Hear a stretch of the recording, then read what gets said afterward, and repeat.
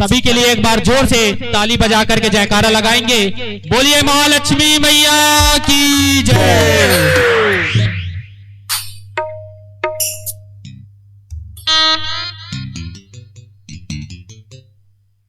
आप है श्री पेंटर चंद्राकर जी की ओर से 50 रुपए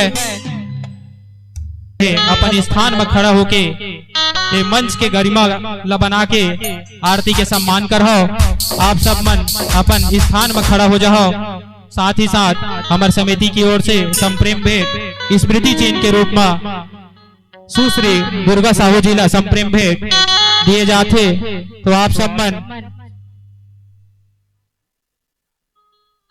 स्वर्गीय मुखी राम यादव 101 रुपया। बोलिए महालक्ष्मी मैया की जय। हेलो, जाना नहीं है आप मल्ला अपन स्थान में खड़े रही हो। काबर के कार्यक्रम है सिर्फ आपे मन के लिए आए हैं। और हमर सुश्री दुर्गा साहू जी के कहना भी है कि आप मन जब तक के मंच ला नहीं छोड़ाओ तब तक के कार्यक्रम चलत रही। तो आप मन धीर लगा के बैठे रही हो। बोलिए महालक्ष्मी मैया की जय। बोल वृंदावन बिहारी लाल की जय। बोल वेदव्यास महाराज की जय। बोल महालक्ष्मी मैया की जय। बोल वैभव लक्ष्मी मैया की जय। आरती कुंज बिहारी की गिरधर कृष्ण मुरारी की।